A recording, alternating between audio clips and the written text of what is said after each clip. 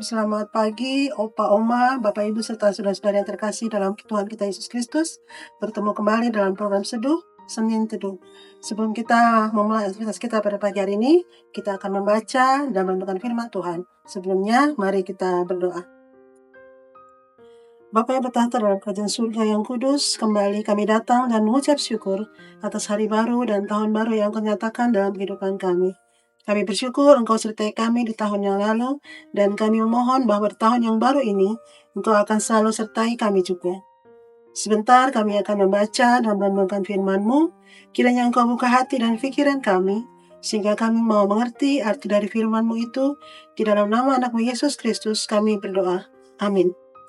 Bapak, Ibu, serta Om, Opa, serta saudara-saudaraku yang terkasih dalam Tuhan kita Yesus Kristus, tema renungan kita pada pagi hari ini adalah tahun baru adalah kesempatan untuk meninggalkan beban lama. Tuhan membuka jalan baru yang penuh harapan. Firman Tuhan yang menguatkan kita pada pagi hari ini terambil dari Yesaya 43 ayat 18 sampai dengan 19 yang berbunyi demikian.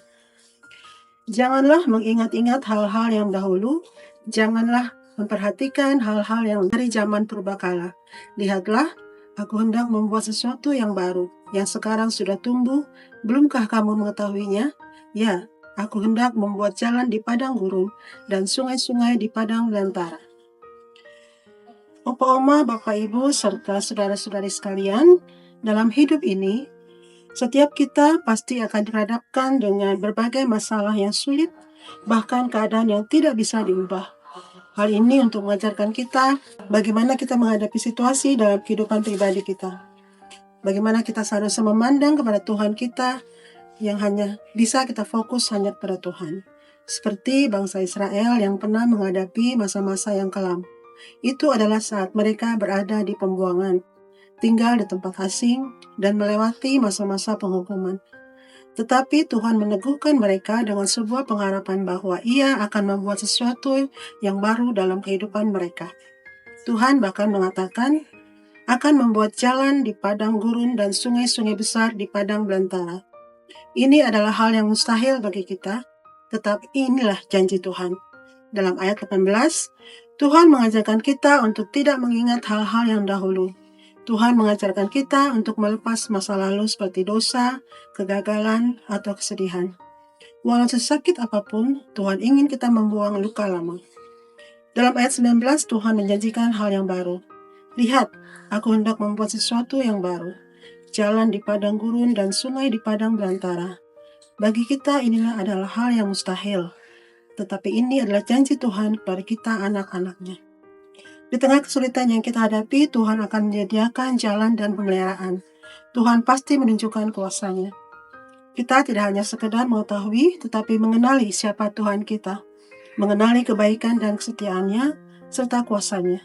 Sehingga di tengah-tengah keadaan kita yang gagal, dalam rencana-rencana kita yang hancur, kita tetap berpengharapan kepada Tuhan yang akan selalu bekerja mendatangkan kebaikan bagi hidup kita dengan caranya yang ajaib. Mungkin Opa, Oma, Bapak, Ibu, serta saudari-saudari mengingat khotbah Ibu Pendeta, kalau tidak salah di waktu malam Natal, bagaimana Ibu Pendeta mengilustrasikan bahwa tubuh kita itu seperti gelas dan di dalamnya berisi air yang kotor. Mungkin itu sebagai ilustrasi bahwa kehidupan kita akan selalu dipenuhi dengan kehidupan-kehidupan yang kelam, kegagalan, dan banyak sekali persoalan.